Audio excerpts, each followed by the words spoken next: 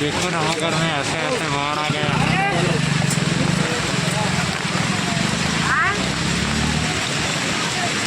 जम के डार देना।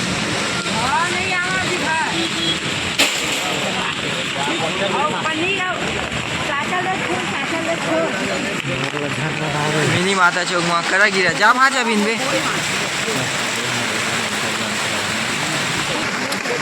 आज करा गिरा नवागढ़ में भाषा बिना थी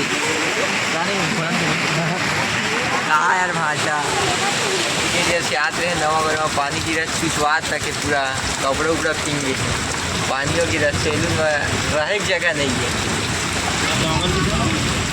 अरुण देवांगन चलाओ रे पानी गिरे है माए नमन लंकेश होटल नाश्ता करना है समोसा बड़ा कादार हो गए है ये बंदा करे भैया आज स्पीड बढ़े है ना कंप्यूटर में 25 गए है।